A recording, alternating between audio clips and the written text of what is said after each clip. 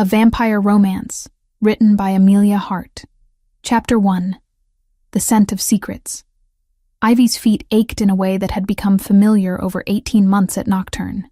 The restaurant's underground level hummed with controlled electricity as she moved between tables, balancing trays with the precision demanded by clientele, who paid attention to every detail. They always paid attention. Most of them were never quite human enough to look away. She didn't ask questions. The pay was too good, and the management preferred servers who understood the value of silence. The private dining areas descended further than most restaurants allowed for public spaces. The wine served in certain corners came from vineyards that hadn't existed for half a century. The guests sometimes didn't cast reflections in the polished surfaces she cleaned at midnight. Tonight, the subsurface level held an air of tension thicker than the humidity that clung to the city streets above. 4 men occupied the sealed conference room. One of them knew. Ivy had learned not to stare, but she had also learned to notice things. His presence dominated the space like gravity. Cassian had skin that seemed to absorb light rather than reflect it. Black hair fell past his shoulders, separated by a precise middle part that framed a face carved with severity. The gray of his eyes held something ancient and unmoved. He wore clothing that whispered rather than announced itself, but everything about his bearing suggested he was accustomed to obedience. Griffin, the man who had hired Ivy, shifted position slightly when the newcomer took his seat. Even that small movement registered as deference. Ivy returned to the kitchen, refilled water glasses, cleared appetizer plates. Routine. Method. The things that kept her safe in environments that hummed with danger she didn't fully understand. She was carrying the evening's special, some cut of meat she didn't question the sourcing of, when she noticed something had changed in the air itself. It happened without warning. The scent came with no gradual introduction. No warning. Gardenia. Jasmine. Vanilla that seemed to contain within it the memory of warmth. The perfume was layered, complex, purposeful. It carried within it something ancient and specific. Ivy watched as Cassian's body went absolutely still. Not the stillness of relaxation, the stillness of something that had just recognized a predator, or found itself confronted with a ghost. His hands, which had been resting on the table, pressed flat against its surface. His breathing, which no one had been monitoring, seemed to have stopped entirely. The gray of his eyes shifted to something closer to stormlight, reflecting nothing but intensity. Everyone. His voice emerged quiet, controlled, a command wrapped in restraint. Out. The 3 counselors exchanged glances. One of them, older, silver threading his dark hair, began to speak. Cassian's hand rose in a gesture that permitted no negotiation. They left. The door sealed behind them with the softness of trained obedience. Ivy stood frozen, still holding the plate. Something in her nervous system recognized that she was in the presence of something that had decided to pay attention to her. The sensation was not comforting. "Your name," Cassian said. He had turned to look at her fully now, and the force of his attention was almost physical. "Tell me your name." "Ivy." The word came out smaller than she intended. "Ivy Morgan. Where does that perfume come from?" She tightened her grip on the plate. The rational part of her mind whispered that this was an unusual question from an unusual man, and that unusual men with unusual intensity often preceded events that complicated one's life. The survival part of her mind suggested answers. "My mother made it. She passed away 8 years ago, but I still wear it." Ivy's voice remained steady through force of habit. "Oil blend. Gardenia, jasmine, vanilla from Madagascar." It was her formula. Cassian stood slowly. Each movement seemed deliberate, as though he was constructing his response with the care of someone handling something that might shatter. He approached her with the kind of movement that made Ivy understand why her instincts had screamed predator. "Your mother's name." "Eleanor Hartwell." Ivy took an involuntary step backward. The plate was suddenly an irrelevant thing in her hands. "Why are you—" He raised his hand, and Ivy felt something press against her mind. It was the sensation of a door being tested, a lock being challenged. Something ancient and powerful reaching into the architecture of her thoughts and attempting to rearrange them at will. She felt the pressure. She recognized what was happening. Somewhere in the survival knowledge she carried, She understood that this was compulsion. This was a vampire attempting to reshape her will. It didn't work. The pressure met something it couldn't move. Something in her blood or her bone structure or whatever invisible architecture housed the essence of who she was simply refused to bend. The sensation retreated like something that had struck stone. Cassian's expression shifted. The ancient cold of his face cracked open to reveal something closer to fascination. He studied her with the intensity of someone attempting to solve a puzzle they hadn't encountered in centuries. "You have a bloodline marker," he said quietly. "Rare. Very rare." Ivy set the plate down on the nearest table with shaking hands. "I don't know what that means." "It means you should be afraid." Cassian reached for something at his side. A phone that looked far more advanced than standard models. "But you already are." He spoke into the device with the tone of someone accustomed to immediate compliance. Within minutes, Griffin appeared through the door that had sealed behind the counselors. Griffin's expression shifted when he saw Cassian's proximity to Ivy, but he made no comment. His role was simply to absorb orders and execute them. "Locate everything about this woman's maternal lineage," Cassian said. "Family history, medical records, employment, connections. 18 months back. I want her mother's death certificate, birth records, everything archived." Ivy watched as Griffin simply nodded. No questions. Just compliance and the understanding that certain investigations required comprehensive resources. "And her?" Cassian gestured toward Ivy with minimal movement. "Will remain in the secure suite on this level. Not imprisoned, comfortable, but present. Until I understand what we're dealing with here." 2 hours later, Ivy sat on a bed that was actually quite comfortable, in a room that looked like luxury hotel rather than holding cell. There was running water. There were fresh towels. There was a small window that looked into an underground garden that shouldn't have existed, but clearly did. Above, in his private library, Cassian held his mother's journal in hands that had forgotten how to tremble centuries ago. He found the entry dated 40 years prior. "Encountered Eleanor Hartwell today at the Ashford charity event. Human, 32 years old. Eyes the color of storm clouds after rain.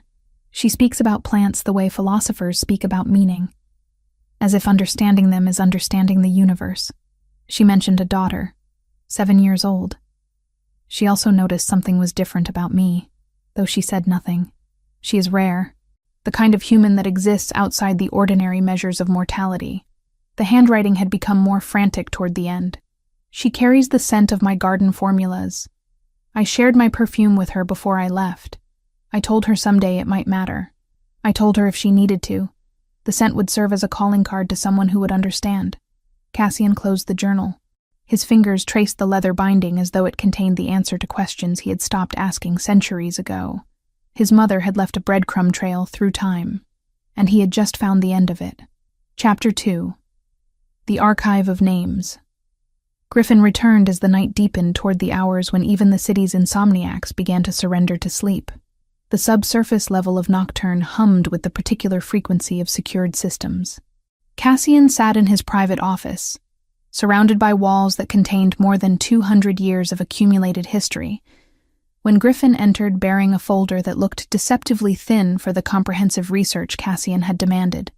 Everything available through institutional records, government archives, and the networks we maintain in various agencies, Griffin said, setting the folder on the desk with careful precision. His voice carried the neutrality of someone who had served multiple employers across multiple centuries and knew the difference between observation and opinion. Eleanor Hartwell, born 1962, died 8 years ago from pancreatic cancer. Married name was Webb before the first marriage ended. She had 1 child, the woman in the secure suite. Father deceased when the child was 5. Cassian opened the folder without comment, his eyes moving across the documents with the speed of someone for whom reading had become as natural as breathing. Birth certificate, marriage license, hospital employment records dating back 30 years, death certificate, a life rendered into administrative language and dates. Her employment? Cassian asked. Hospital systems in the Northeast region. Respiratory therapist. Records show she was exceptional at her work. No disciplinary actions. Left her final position 2 years before her death due to declining health. Griffin paused, flipping to another document. The daughter worked at the same hospital system after her mother's passing. General staff, not clinical. Left that position 18 months ago. Started at Nocturne shortly after. Cassian set down the employment records. His eyes moved to the dates. 16 years. Around the time her daughter began working at Nocturne. The family lineage? Both parents deceased. Grandparents deceased. No siblings listed. The daughter appears to be the last of the line. Wait, Cassian said, scanning the document again. The family tree shows Eleanor Hartwell had a sister, Patricia Hartwell, married name Morris, resides in the Midwest Territories. Griffin nodded.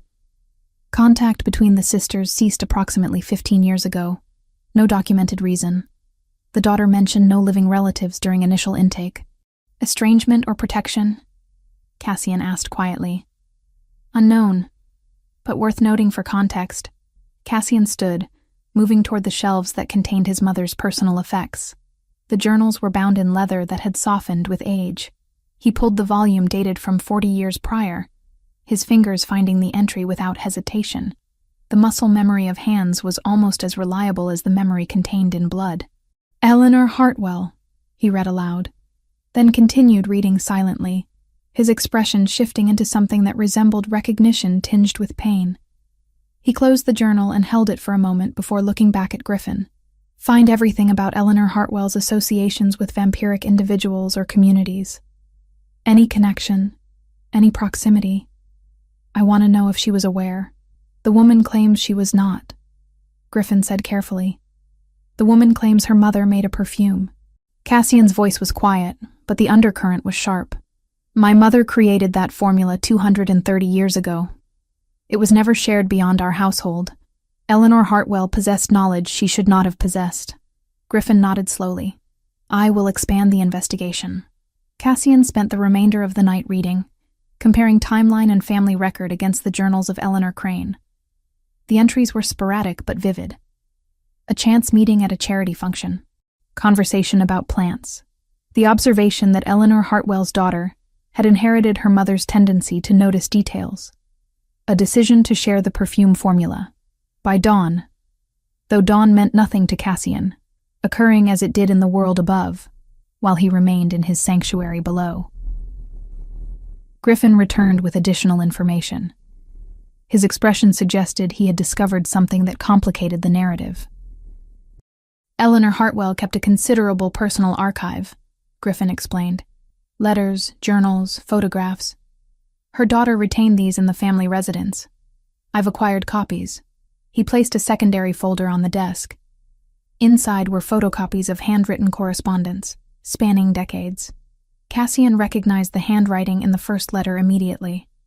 His mother's penmanship, evolved and refined but unmistakable. The letters were addressed but never sent. Cassian read them in chronological order, watching his mother process emotion through ink and paper. The tone shifted from curiosity to affection to something resembling desperation. References to relinquishing the darkness of immortal existence and choosing humanity completely appeared with increasing frequency toward the end.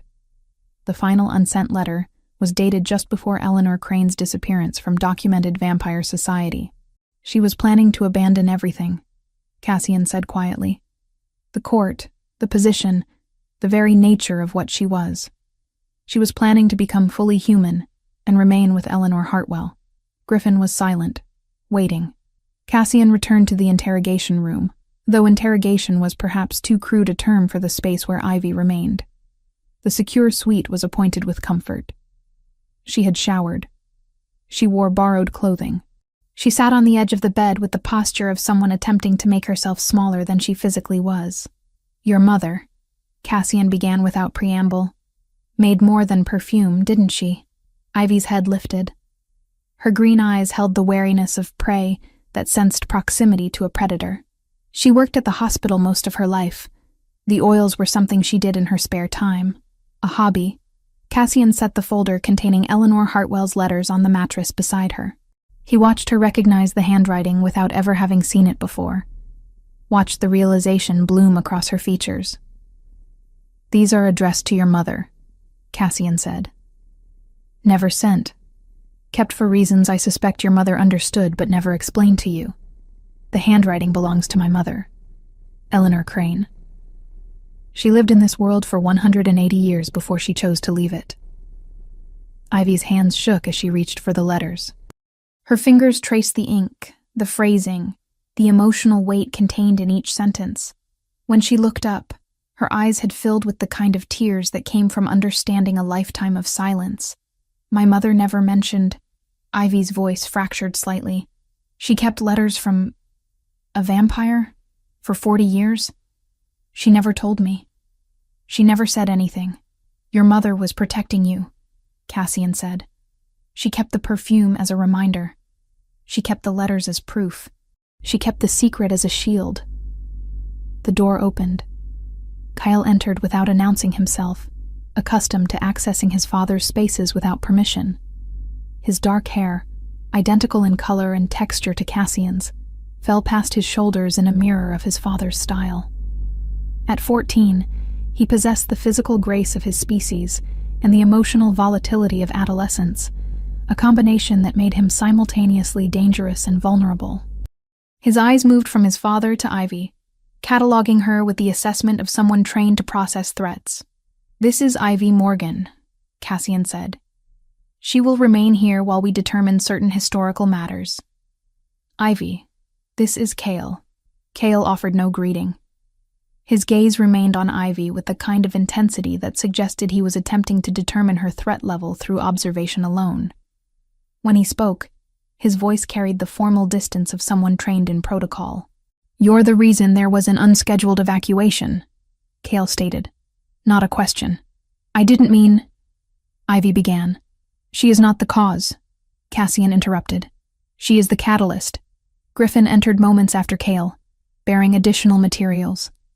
His expression carried a gravity that suggested the information he had acquired superseded whatever had previously seemed important.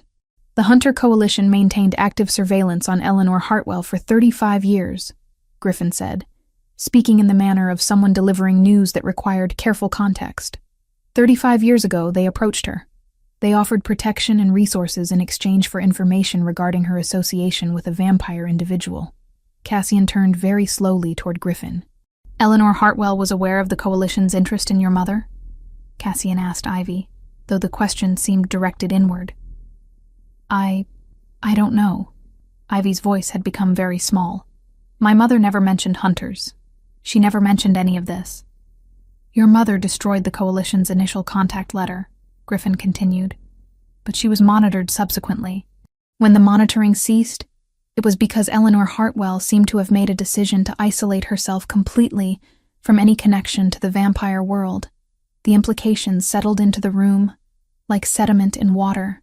Eleanor Hartwell had chosen silence and separation not out of ignorance but out of deliberate sacrifice. She had severed connection to the woman she appeared to have loved, destroyed evidence of that relationship, and spent 40 years raising her daughter in ignorance of that history. Cale was watching Ivy with an expression that suggested he was beginning to understand that this situation contained dimensions beyond a simple security breach. Your mother saved her own life, Cassian said quietly to Ivy, by choosing to forget. The Coalition would have used her connection to my mother as leverage. Hunters are not known for their mercy toward the families of those they pursue. Your mother protected herself and you by becoming invisible. Outside, in the city above, morning continued its indifferent progression toward afternoon. In the depths below Nocturne, in rooms carved from stone and secured by systems both technological and arcane, the architecture of a century-old conspiracy began to emerge from shadow into light. And Ivy Morgan, who had entered this space as a waitress with a perfume her mother had never explained, began to understand that some silences were not born from neglect, but from the deepest possible form of protection. Chapter 3. When Silence Breaks. The library existed beneath layers of reinforcement that most of Nocturne's patrons would never suspect. Cassian led Ivy through corridors that descended further than the restaurant's claimed architecture should have allowed, past walls lined with materials that glowed faintly under ultraviolet wavelengths, designed to discourage unwarranted exploration.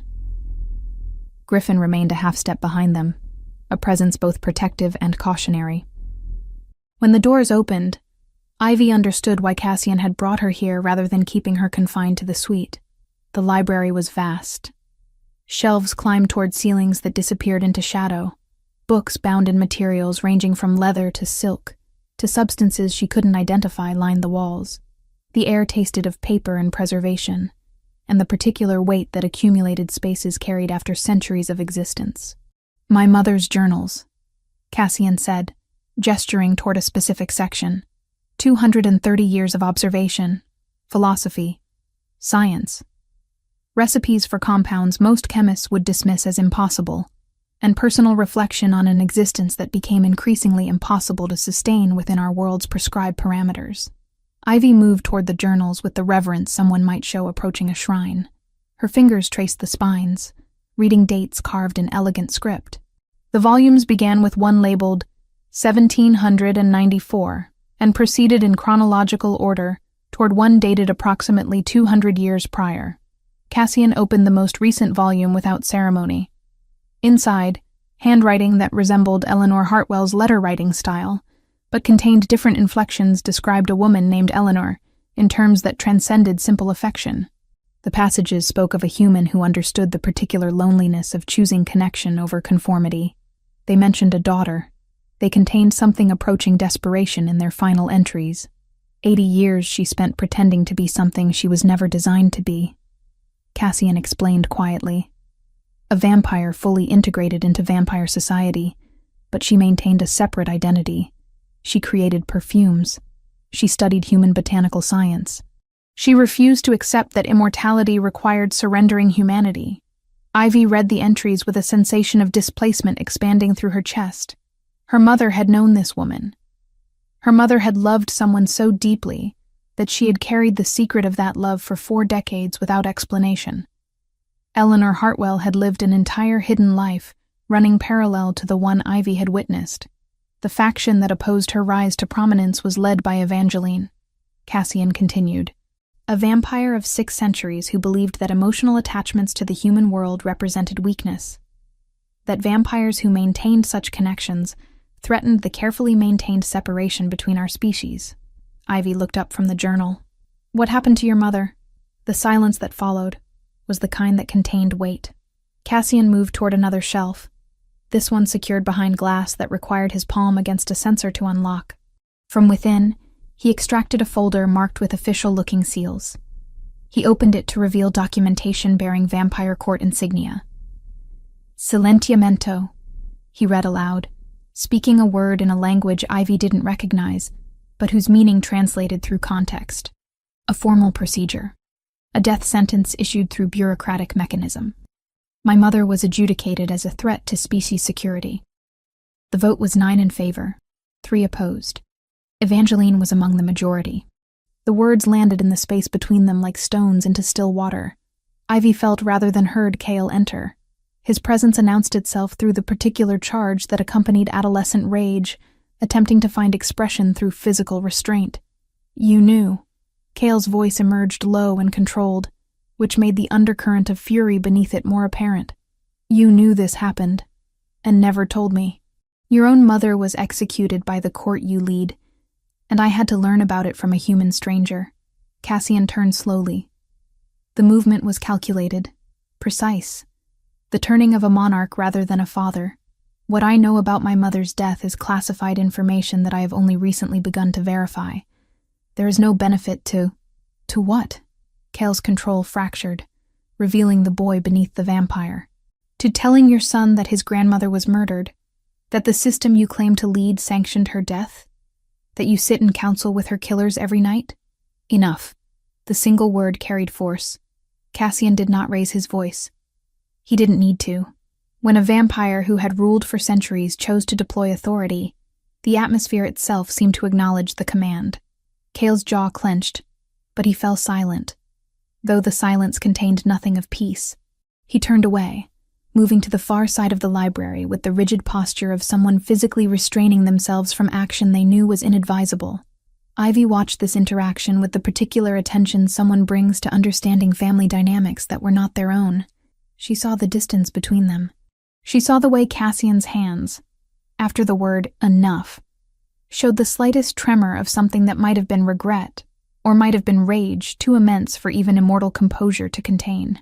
Your mother understood what Eleanor Crane was choosing, Ivy said quietly. The observation emerged from some place within her that processed emotional patterns the way others processed data. That's why she kept the letters. Your mother was the proof that Eleanor's choice meant something, that it wasn't weakness, it was love. The tremor in Cassian's hands stilled. He looked at Ivy with an expression that seemed to involve reassessment. What do you mean? Eleanor Crane was choosing to be human, Ivy continued, moving through the logic as she articulated it. She was choosing to abandon what she was, because being with my mother meant more than surviving as a vampire, and my mother spent the rest of her life protecting that choice by erasing the evidence of it. They both understood the cost of loving across that divide. The question Ivy didn't ask hung between them with absolute clarity. Did you understand what your mother left behind?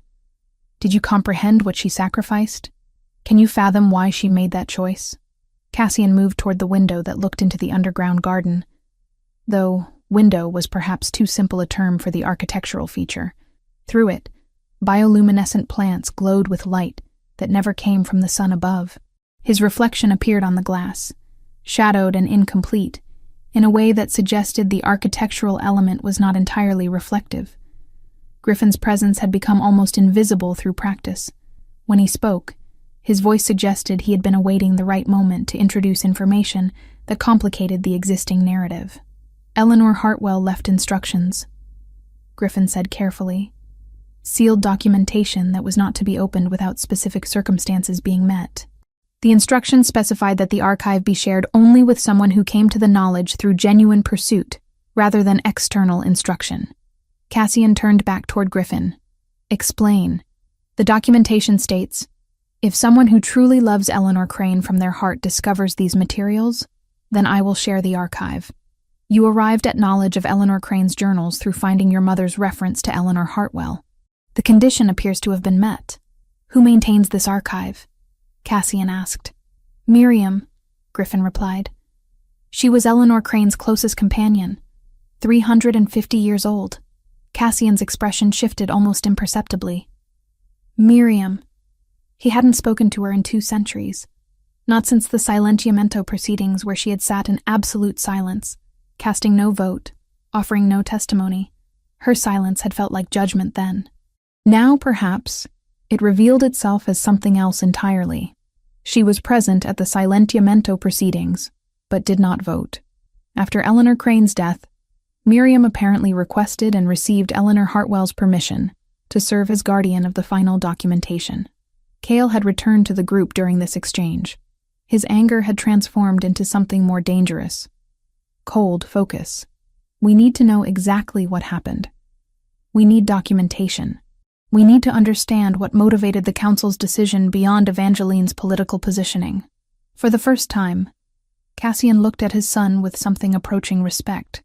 Yes, he acknowledged. We do.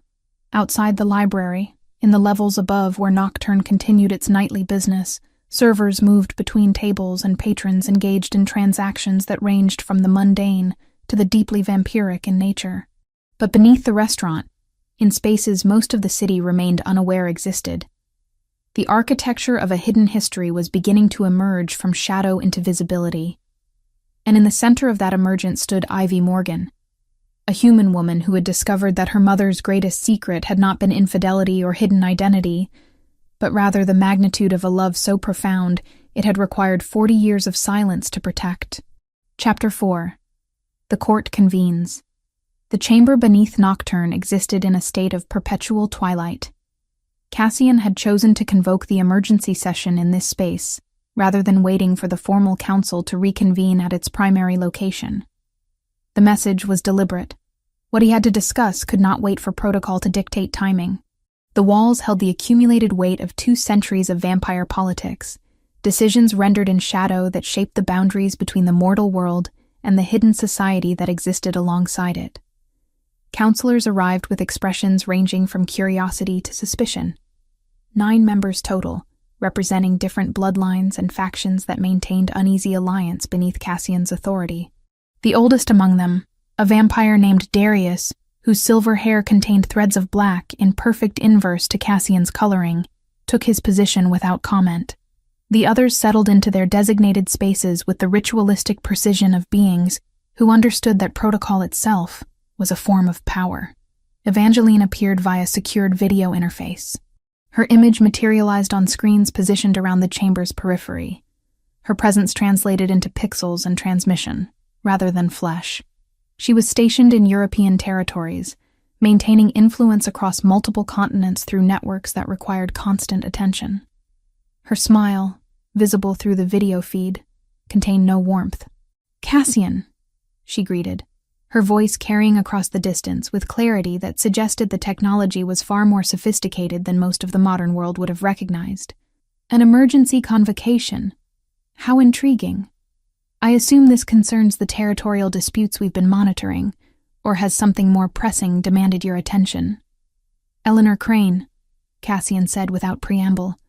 "The Silenciamento proceedings from 200 years prior. I am requesting formal case review." The silence that followed was absolute.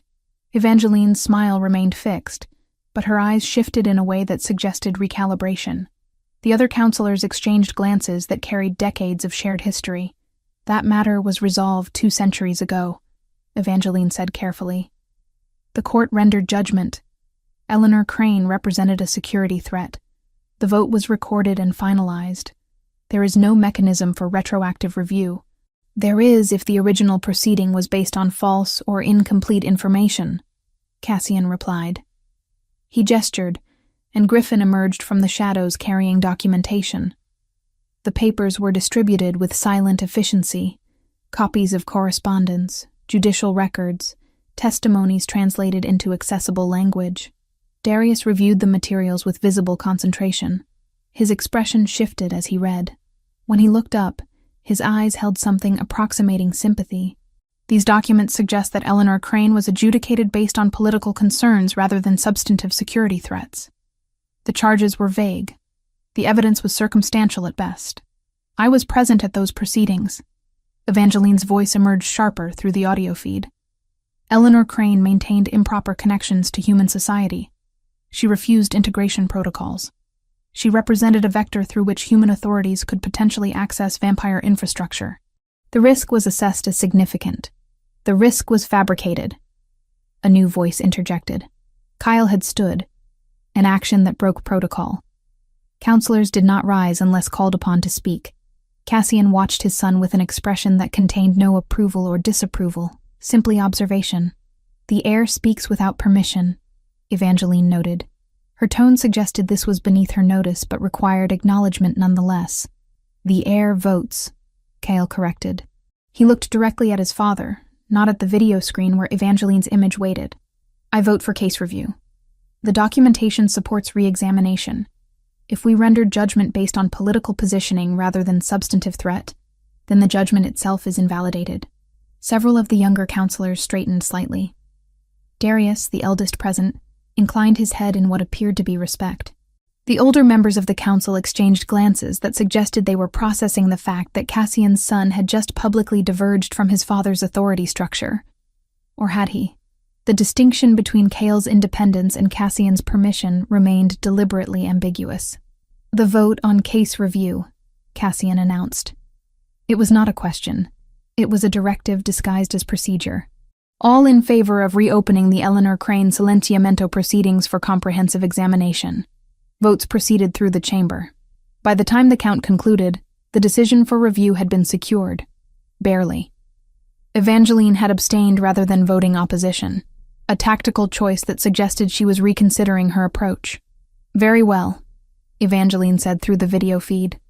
"Case review is approved. However, I expect comprehensive investigation rather than political theater. If the original judgment was sound, I trust you will acknowledge that." "If it was sound, I will," Cassian agreed.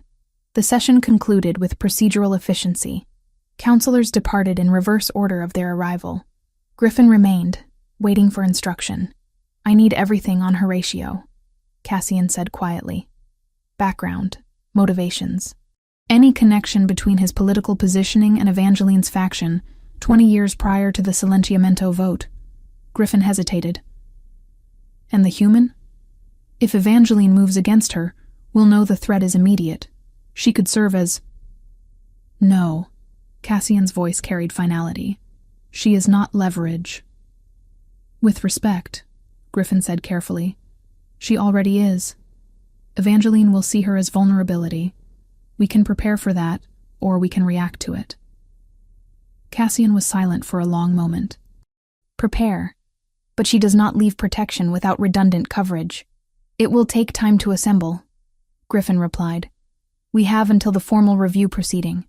We have 48 hours. In a secure room on a different level, Ivy watched the council session through a camera feed that Griffin had activated without explanation.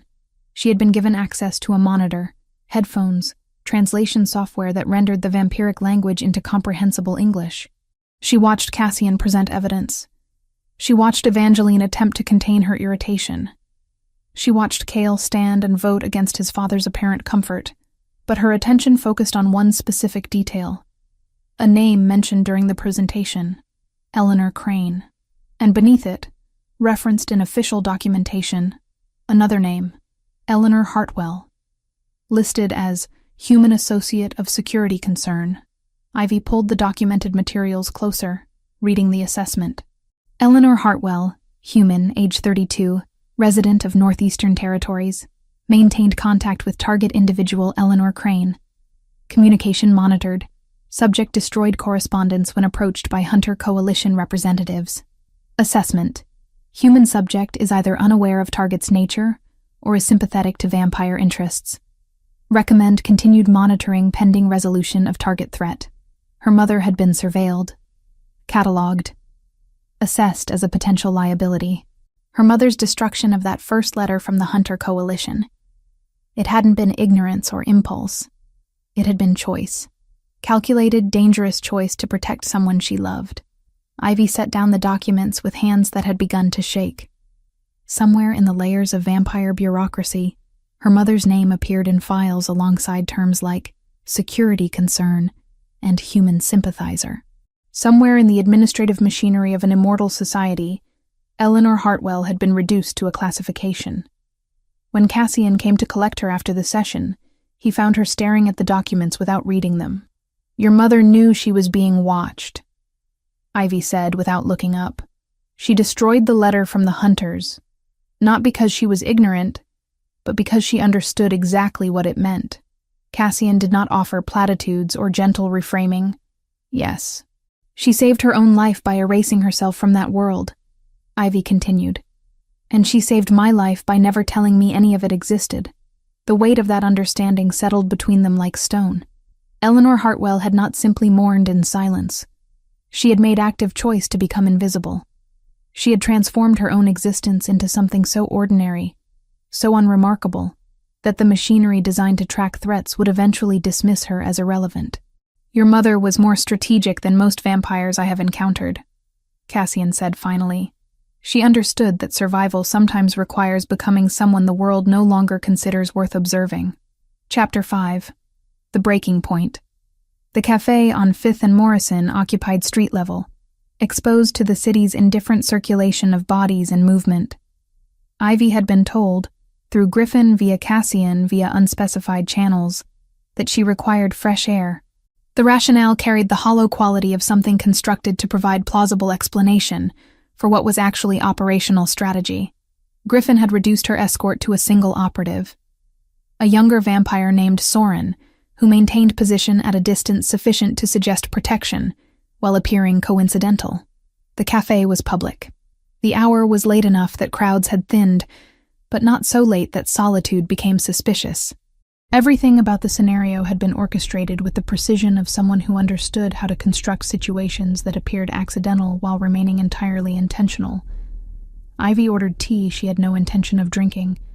She sat at an outdoor table where sightlines permitted observation of street approaches. 3 years of living with hypervigilance had taught her these patterns.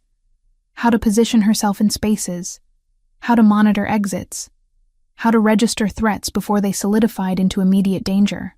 The men arrived at 11:47 p.m. Though they did not arrive as men, they arrived as purpose. 3 of them, moving with coordination that transcended ordinary human training. Their jacket weight suggested concealed armament. Their positioning created a perimeter that eliminated escape routes through systematic precision. "Ivy Morgan," one of them said. Not a question. A confirmation of identity prior to what came next. She stood, her chair scraping backward. The movement was automatic, born from survival instinct that predated conscious thought. The first shot came silently, some form of suppression system that made the discharge little more than an exhalation. The bullet entered her left shoulder with the sensation of fire introducing itself to her nervous system. The shock of impact preceded the pain by fractions of a second. Her body responded before consciousness could intervene. She moved sideways, using the cafe table as temporary shield. The second shot passed through the space her head had occupied moments prior. The teacup shattered. The white ceramic fragments scattered across the marble surface like evidence of violence rendered into decorative pattern. Another shot. This one struck the table's edge, sending splinters into the air that glinted under streetlights before falling like snow. Ivy ran. She didn't consider the direction or the destination. She ran because her body understood that stillness equaled death in this scenario, and her body was far more honest than her mind about immediate survival. The cafe's interior offered sanctuary of sorts. She burst through the glass door, feeling it catch and release her body. Behind, the attackers pursued with the methodical efficiency of professionals. Through the cafe, past startled customers whose brains were still processing the transformation of ordinary night into violence. Through the back exit into the alley beyond. The alley was narrow, flanked by brick walls that had absorbed decades of urban weather. Ivy ran toward street access, her shoulders screaming with each movement, blood seeping into her borrowed shirt in patterns that were becoming increasingly difficult to ignore. She emerged onto the street where pedestrian traffic continued its oblivious progression. A woman with shopping bags, an elderly man walking slowly, a couple holding hands. The mundane continued regardless of violence occurring in its periphery. Behind her, the attackers emerged from the alley with the minimal hesitation of professionals who understood that public space complicated certain operational parameters but did not eliminate them. They carried weapons that remained visible, which in the mathematics of urban violence suggested either confidence or desperation. Then the world changed. Cassian moved through the space between one heartbeat and the next. Later, Ivy would wonder if he had simply been present all along, waiting in the architectural gaps where ordinary perception failed to penetrate. His movement transcended human physical capacity in ways that made the attacker's advanced training seem almost quaint by comparison. The first attacker found his weapon removed with such force that tendons connecting hand to arm were the first casualties. The second discovered that aerial displacement was possible when a vampire with 5 centuries of combat experience decided that gravity was merely a suggestion he chose not to honor. The third attempted tactical retreat, a choice that earned him the distinction of being the only one still conscious when the violence concluded. Cassian stood among the aftermath with the particular stillness of something that had not yet determined whether the situation truly qualified as resolved. His eyes were storm dark, reflecting nothing of humanity in their depths. When he looked at Ivy, she recognized the presence of something far older than the body contained, something ancient and furious and struggling to remain leashed. "The blood," he said quietly. "You're injured. Your shoulder." Griffin appeared beside Ivy with apparent suddenness. The bullet passed through. "No arterial damage, though the bleeding suggests tissue trauma." "You knew this would happen," Ivy said. Her voice carried a clarity that suggested shock had granted temporary access to absolute honesty. "You let me escape. You let them follow me. You used me as bait." Griffin did not attempt denial. It was necessary strategy. Evangeline needed to commit resources to activate the threat she represented. Now we have attackers. Now we have interrogation subjects. Now we have evidence. "You used me as bait without my consent," Ivy repeated, and this time the clarity in her voice had been replaced by something colder and sharper. Griffin didn't flinch. 2 shadow teams were on perimeter, and Soren had a hard exfil route staged 3 minutes out. "We let them expose their contractor and kept you inside overlapping coverage. Bait. Yes, but never unprotected." The precision in his tone didn't soften the truth, only set boundaries around it. Kale's arrival coincided with the moment Cassian grasped the first attacker's collar, elevating him to a position where his feet no longer contacted ground. The interrogation proceeded with minimal ceremony. The attacker, confronted with a vampire old enough to predate most recorded history, and sufficiently angry to suggest limited patience, provided information with the urgency of someone processing mortality as an immediate concern. They had been contracted. The contractor's representative described herself as working for interests aligned with Evangeline. The objective was capture, not death. The human female, they used the phrase with the particular contempt of operatives processing targets, possessed bloodline characteristics that qualified as valuable commodities in certain markets. When Cassian heard the phrase, valuable commodities in certain markets, something shifted in his posture. The attacker, experiencing whatever response that triggered, volunteered additional information with accelerated urgency. Evangeline maintained direct contact with the Hunter Coalition. Not standard treaty communication, not official channels. Discreet collaboration that suggested coordination extending beyond simple opportunism. That violates the Accords of 1847, Kyle said quietly. His voice carried the particular tone of someone who had spent his adolescence studying vampire law, specifically because his father was Vampire King, and understanding governance was prerequisite to inheriting it. It does, Cassian confirmed. This constitutes declaration of war through proxy. Evangeline is using hunters as extension of her factional interests. The practical elements of immediate action proceeded with efficient brutality. The attackers were secured. Griffin arranged for their retention in facilities designed for containing individuals with supernatural capabilities. Ivy's shoulder wound received attention from Griffin, who possessed medical training accumulated across centuries of existence, and thus knew how to address both human biology and vampire-inflicted complications. It was afterward, in the suite where Ivy had begun her confinement, and where she would apparently remain but under fundamentally altered circumstances, that the confrontation between Cassian and Ivy occurred. She sat on the bed with bandaged shoulder, her borrowed shirt replaced with fresh garment, her expression containing something that resembled both gratitude and fury in perfect equilibrium. "You chose to expose me," Ivy said. "You made the decision to declare me as protected. No consultation. No request for my opinion. You simply decided my fate. I protected you," Cassian replied. And the words carried the certainty of someone accustomed to having his decisions interpreted as inevitably correct. "Protecting me without offering choice is imprisonment," Ivy said. "You've simply dressed it in different language and different location. You confined me here initially. You're confining me here now, only now you're also declaring me as property of your protection. I'm still caged. The bars have simply become political rather than physical." The silence that followed was the kind that contained actual weight.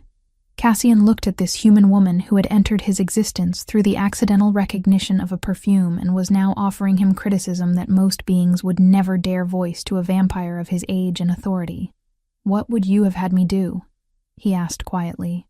"Ask me," Ivy said. "You don't actually need my permission to protect me if you're sufficiently powerful. But you could ask. You could acknowledge that I exist as something more than responsibility to be managed." Kale, who had entered during the latter portion of this exchange, watched his father process criticism from a human that most vampires would have simply eliminated for speaking. When Cassian did not respond with violence or authority deployment, something subtle shifted in how the young vampire regarded both his father and the woman challenging him. "I will ask next time," Cassian said finally. "If there is a next time in which survival permits the luxury of consultation, there will be," Ivy said. "And there will be many next times, because your war with Evangeline is becoming my war now." Ivy stood, moving toward the window despite the ache in her shoulder. She looked out at nothing, her reflection barely visible in the treated glass. "My mother spent 40 years making herself invisible to protect me. You spent one night making me visible to protect your investigation. Do you understand the difference?" Cassian approached, but did not touch her. "Your mother's invisibility was survival. Your visibility is leverage. Both serve protection, but you're correct. One involves choice, the other eliminates it." "Then let me choose next time," Ivy said, turning to face him. "Not after. Not when it's already done, before. Agreed, Cassian said. And for the first time since they'd met, the word felt like negotiation rather than concession. Chapter 6. The Testament of Love. The subterranean chamber that Cassian designated for the viewing carried the weight of deliberate choice. Not the library where historical documents resided, but a smaller space designed for intimate deliberation. Walls of treated stone absorbed sound, creating an environment where conversations existed entirely within their own acoustic bubble. The screening equipment was older than most vampire technology Ivy had encountered, suggesting it predated digital standardization by decades. Miriam arrived with the precision of someone who had anticipated this exact moment through centuries of waiting. She was compact, with dark hair threaded silver, and eyes that held the particular exhaustion of beings who had witnessed too much history unfold according to patterns they could not prevent. When she looked at Cassian, her expression contained something approximating grief held in suspension. "Your mother recorded this 3 days before the Silentiamento proceeding," Miriam said, handling the film canister with reverence that transcended normal archival practice. She knew what was coming. She wanted her testimony to exist independent of court documentation. She wanted someone who truly loved her to eventually see this. Miriam's eyes shifted to Ivy. "Your mother and I met only twice. The first time was 41 years ago, when Eleanor Crane introduced us at a private gathering she believed was secure. The second was a few years ago, 3 days before your mother's death. She contacted me through channels Eleanor Crane had established decades prior, emergent protocols for precisely this contingency. She brought the documentation herself, already sealed. She said, 'If my daughter ever finds herself in the world my Eleanor died protecting me from, give her this.' I promised I would." Kyle stood to one side, his adolescent frame positioned with the formal distance of someone who understood that some moments required witness, but not participation. Ivy remained seated, her shoulders still bearing the dressing from the night's violence, her entire being focused on the screen that had begun to glow with warm amber light. Eleanor Crane materialized on the screen like memory becoming visible. She was pale, as vampires were, but her features contained a humanity that transcended physical composition. Her black hair, identical in texture and color to Cassian's, fell past her shoulders in waves that caught the lighting of whatever room she'd chosen for this recording. She wore simple clothing, dark trousers and a cream-colored shirt that suggested deliberate rejection of formal vampire aesthetic. When she began to speak, her voice carried the particular cadence of someone addressing an audience she would never meet. "My name is Eleanor Crane, though I've been called many things by the vampire court. Traitor, weakness, liability. I record this message with full awareness that speaking it may constitute violation of protocols that could result in my execution.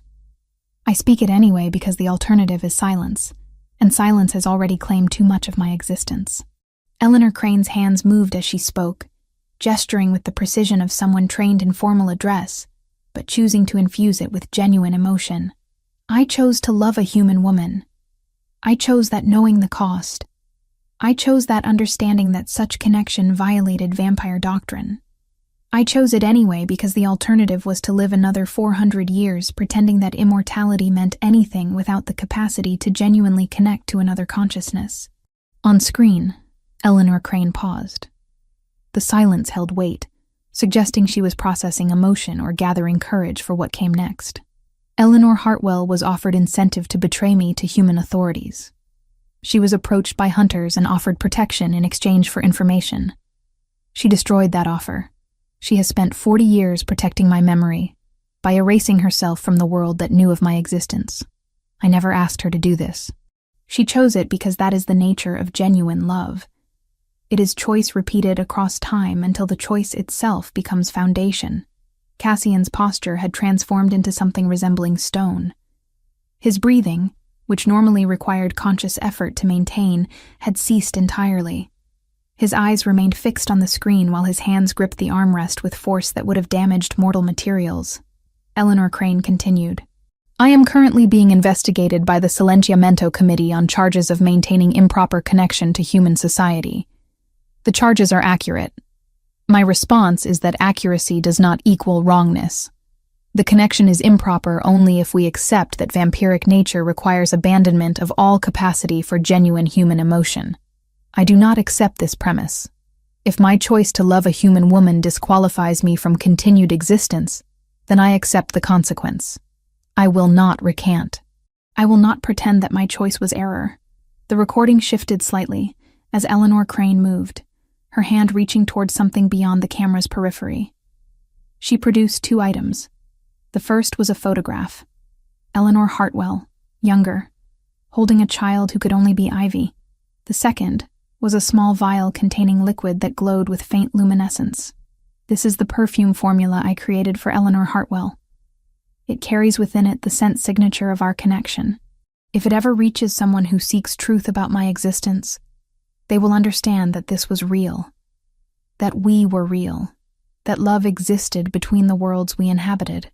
Eleanor Crane set down the vial and looked directly at the camera with an intensity that transcended temporal distance. To whoever watches this, whether it is the vampire court or some human descendant of Eleanor Hartwell's line, know this. I did not abandon my nature. I transformed it. I became something the vampire doctrine refuses to acknowledge exists. I became proof that immortality does not require abandonment of humanity.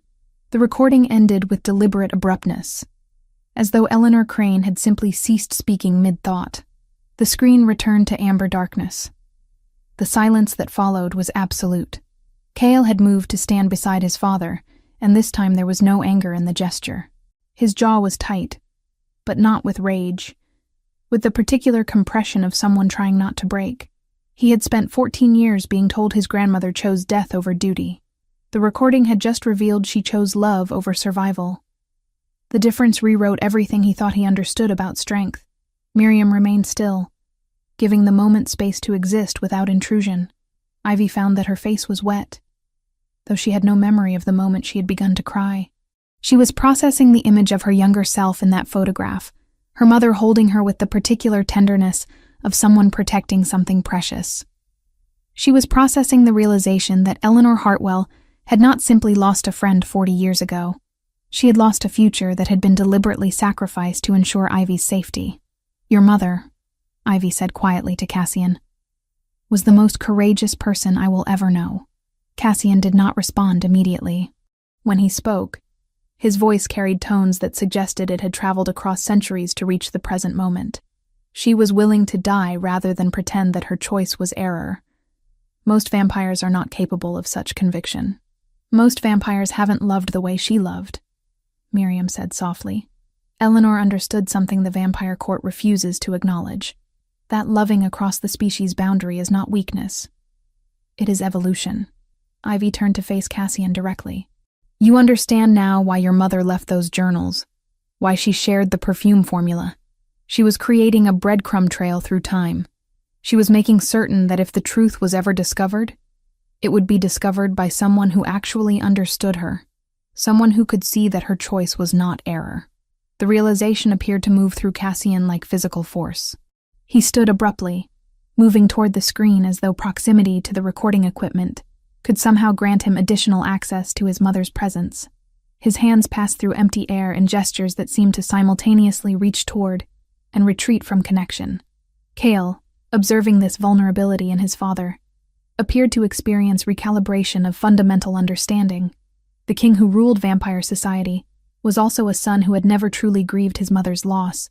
The monarch was also a man confronted with evidence that the woman he had lost had spent her final days attempting to ensure her choice would be vindicated. There is more, Miriam said gently. Eleanor Hartwell left instruction that was not to be opened without specific circumstances being met. The circumstances have been met. Cassian, your mother requested that her sister be informed of all that you have learned.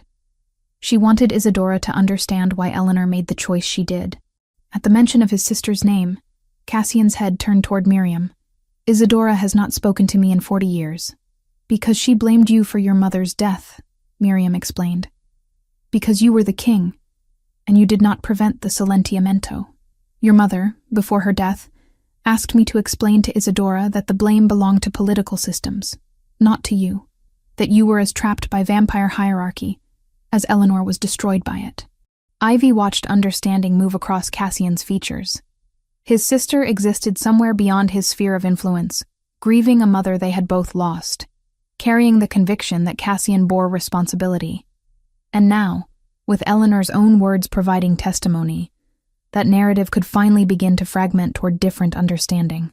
"Contact Isadora," Cassian said finally.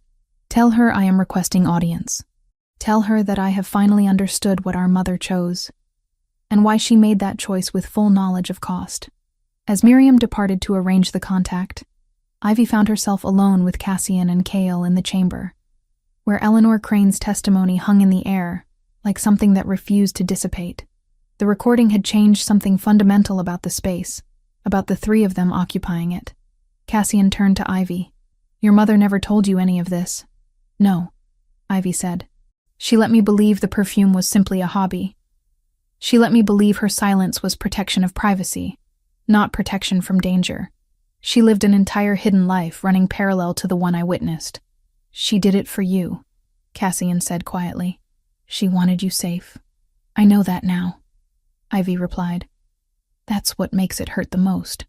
Chapter 7. The Convergence of Truths. The archive room beneath Nocturne transformed into something resembling a war room through the simple act of introducing Ivy and Cale to the documentation that Griffin had accumulated across decades of careful preservation.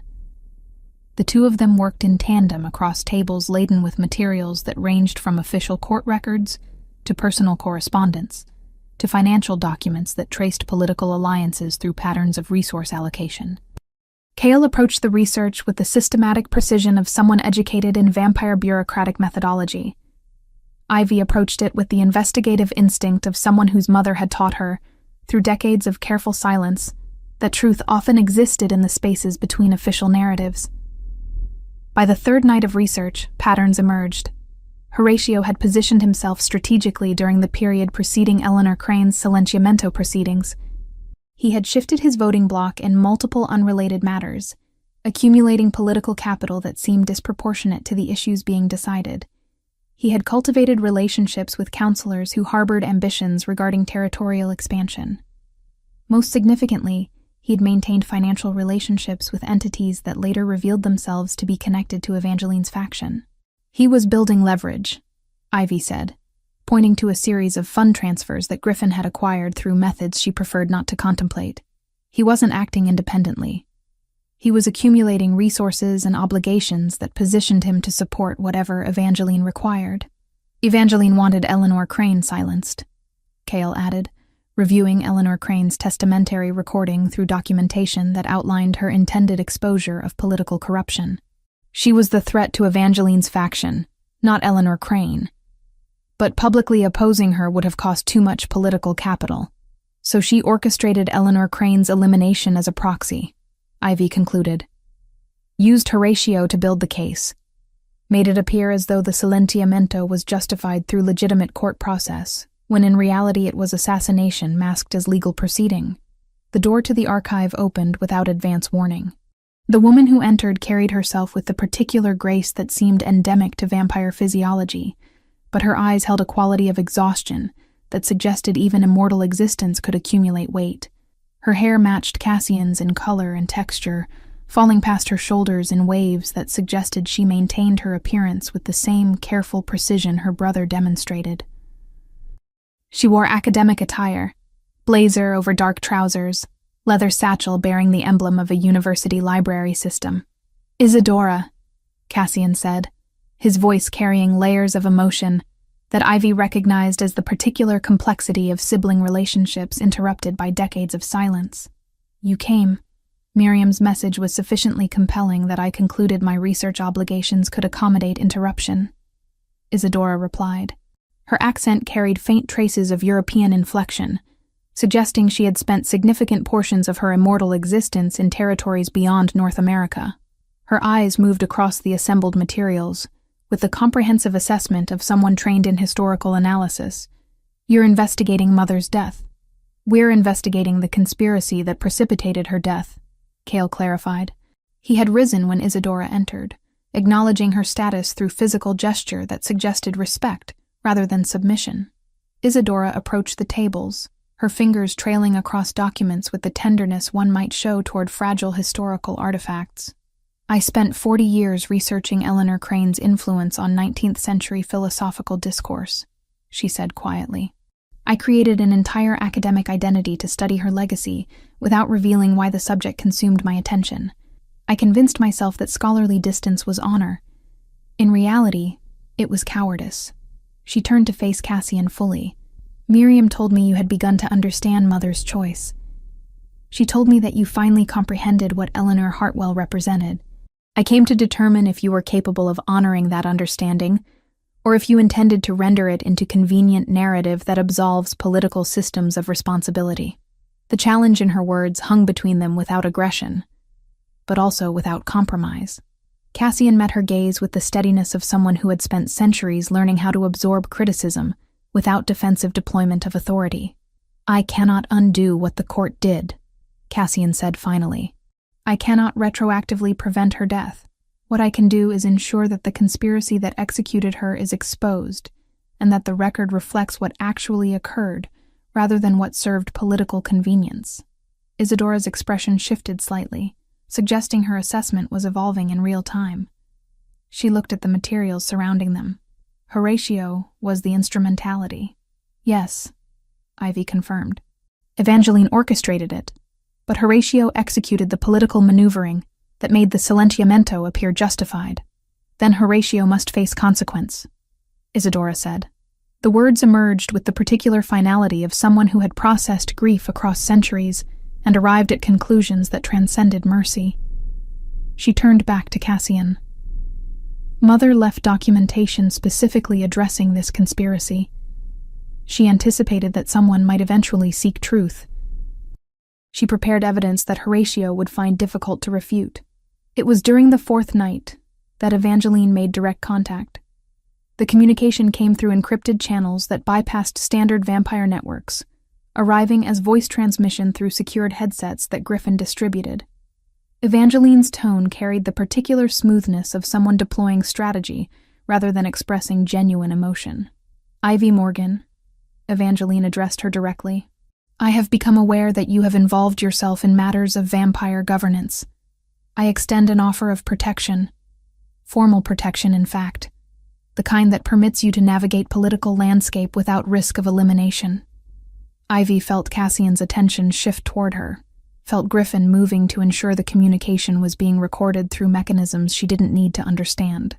"In exchange for this protection," Evangeline continued, "I request only that you provide testimony regarding Cassian's emotional compromise, that you acknowledge publicly that his decisions regarding Eleanor Crane have been motivated by personal attachment rather than governmental interest. Nothing more than truthful assessment of observable facts." The offer hung in the air with deceptive simplicity. Ivy understood what was actually being proposed. She was being offered escape. She was being offered the opportunity to vanish into protective custody, to abandon the complications that Cassian's world represented, to return to simplicity. All she needed to do was betray the man who had saved her life. "My answer is no," Ivy said quietly. The certainty in her voice seemed to surprise everyone, including herself. "I decline your protection and your offer. You should consider this carefully," Evangeline replied. "Rejection of my protection does not eliminate your vulnerability." "No," Ivy agreed. "But it permits me to choose which vulnerabilities I accept, rather than which ones you impose." The communication terminated. Griffin immediately ensured that recording was secured in multiple protected formats. The moment lingered with the quality of finality, as though Ivy had just made a choice that could not be unmade. Later, in the smaller of the research chambers, Cassian found her reviewing Eleanor Crane's journals. The intimacy of the moment seemed unplanned, and therefore more genuine. Neither of them had orchestrated this encounter. "You could have accepted her protection," Cassian said quietly. "I could have," Ivy acknowledged. "But then I would have been running from something rather than moving towards something. My mother taught me the difference between those two things through her entire life of silence." Cassian moved closer, his presence carrying the weight of consideration. He did not touch her, but the proximity itself constituted communication. "Thank you," he said finally. The simplicity of the gratitude contained depth that transcended verbal expression. Eleanor Crane left testimony about more than political conspiracy, Miriam said, entering with the particular timing of someone who understood dramatic progression. She held a sealed envelope bearing official vampire court insignia. She documented Horatio's specific motivations: his jealousy regarding territorial influence, his ambitions regarding power consolidation, his willingness to participate in assassination to advance political positioning. The court will have difficulty refuting evidence presented by the victim herself. Isadora joined them, her expression containing the particular satisfaction of someone who had finally begun to process grief toward something resembling resolution. Mother anticipated the conspiracy would require official exposure. She prepared for this moment across 2 centuries of planning. The pieces were assembling toward confrontation that had been inevitable since Eleanor Crane's voice emerged from the recording, since the perfume formula carried Eleanor Hartwell's love across decades, since Ivy had walked into Nocturne carrying the scent signature of connection that transcended the boundaries between vampire and human worlds. Chapter 8. The Reckoning and What Follows. The public council chamber had not hosted a full assembly in 40 years. Cassian had made the deliberate choice to convoke proceedings in the Grand Hall rather than the private chambers beneath Nocturne. The symbolism was intentional: transparency, accountability. The machinery of vampire governance rendered visible rather than hidden. Counselors arrived in formal attire, their bearing suggesting uncertainty about what the emergency convocation would address. Evangeline's presence manifested through enhanced video feed. Her image magnified across screens that rendered her physically distant, but visually dominant. The image quality was superior to previous communications, suggesting she was investing significant resources into ensuring she could influence proceedings from her European position. Cassian stood at the chamber's center point, a position that granted him equal distance from all assembled parties. Griffin stood to his right, bearing documentation. Isadora positioned herself among the counselors, her academic credentials and vampire lineage granting her standing. Cale occupied the heir's designated position, his posture suggesting he had moved beyond uncertainty into clarity. "The silenziamento of Eleanor Crane," Cassian announced, his voice carrying through the chamber without amplification. 200 years passed, this court rendered judgment that resulted in the death of a vampire determined to maintain connection to human society. Recent investigation has revealed that the proceeding was corrupted by political conspiracy.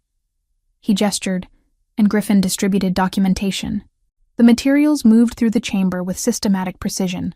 Copies of Eleanor Crane's testamentary recording transcript, financial records indicating resource allocation toward Horatio's political positioning, communication logs demonstrating coordination between Evangeline and Hunter Coalition operatives.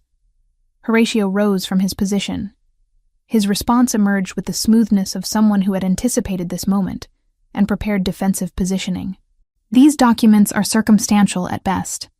They suggest motivation, but provide no substantive evidence of wrongdoing. The vote for Eleanor Crane's silenziamento was conducted through established procedure. The result reflected legitimate court judgment. The result reflected orchestrated conspiracy," Ivy said. Her voice emerged from the public gallery where Griffin had secured her positioning. "I have reviewed extensive documentation regarding Hunter Coalition surveillance of Eleanor Hartwell, my mother. The coalition approached her 40 years ago, offering protection in exchange for betrayal of Eleanor Crane. My mother destroyed that offer, and subsequently spent her entire remaining existence ensuring that connection could not be exploited." Murmur moved through the assembled counselors. That a human had been granted voice in vampire court proceedings was unprecedented. That this human was directly addressing a conspiracy of 6th century vampires suggested unprecedented shifts in governance protocol. "Eleanor Hartwell maintained silence through love," Ivy continued. "She protected the woman she cared for by erasing herself from any connection that could be weaponized. She understood that survival sometimes requires becoming invisible. She understood that Eleanor Crane's choice to maintain humanity was not weakness. It was evolution." Cale stood. "I vote for formal investigation into Horatio's role in the original conspiracy. I vote for examination of Evangeline's coordination with external organizations that violate the Accords of 1847. The evidence supports both proceedings." The vote proceeded through formal mechanism. By margin that suggested both support and political calculation, Investigation was approved. Horatio's face transformed as he recognized that his position had become fundamentally compromised. He could deny the charges, but denial would occur under circumstances where documentation had already been distributed and assessed. "I demand trial by duel," Horatio announced. The ancient custom granted defendants the right to challenge accusers through combat. "I will submit to magical examination if adjudication requires it, but my honor demands response through traditional method." Cassian accepted the challenge without vocal confirmation. His movement toward the designated dueling space carried the weight of finality. Horatio followed, his demeanor suggesting he understood that political maneuvering would not resolve what combat would determine. The duel lasted approximately 4 minutes. Cassian did not appear to exert significant effort. Horatio discovered that vampire training accumulated across 3 centuries could be overcome by vampire experience accumulated across 450 years. The combat concluded with Horatio rendered unconscious, his body positioned in defeat that was absolute, but not fatal.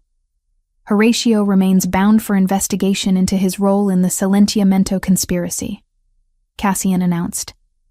"The court will determine subsequent consequences. This proceeding is adjourned." Evangeline's image on the video feed had remained fixed throughout the duel. When Cassian looked directly at her through the camera, her expression contained minimal reaction. She smiled, but the smile carried the quality of someone recognizing tactical loss while maintaining strategic reserves. "Well executed," Evangeline said through the audio feed. "Though I suspect you will find that formal charges against me regarding Hunter Coalition coordination would prove difficult to substantiate. My contact with external organizations represents standard diplomatic function." "Nevertheless," Cassian replied, "the Accords Commission will be reviewing whether your contact patterns constitute violation of established treaty parameters." "Of course," Evangeline acknowledged. "I welcome comprehensive investigation."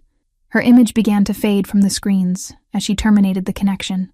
The message was subtle but clear. She was withdrawing from immediate conflict while preserving her position for future engagement. In the weeks that followed, Ivy discovered that her existence had transformed into something fundamentally different. She was no longer confined to protective suites. She possessed instead an office within the vampire administrative infrastructure, designated as liaison between vampire court and human society. The role was unprecedented and deliberately ambiguous in its actual parameters, which suited Ivy's understanding that the most useful positions often existed in spaces where formal definition had not yet solidified. Cassian had arranged for contact with Ivy's aunt, the one family member Eleanor Hartwell had maintained distance from for 15 years. The reunion carried the particular weight of family history rendered suddenly visible after decades of separation. Ivy's aunt wept upon learning that her sister had spent 40 years protecting a vampire. That Eleanor Hartwell had carried love so profound, it required absolute silence to sustain. Cale and Ivy began collaborative project documenting Eleanor Crane's historical influence. The work moved slowly, as historical documentation always does, but it proceeded with purpose. They were creating permanent record that could not be erased, historical testimony that rendered Eleanor Crane visible in ways that political systems had attempted to render impossible. The moment between Cassian and Ivy occurred in his private office, after council sessions had concluded and administrative procedures had returned to ordinary rhythm. He was reviewing materials related to the investigation into Evangeline's foreign contacts when she entered. "I have been offered position in the academic sector," Ivy said.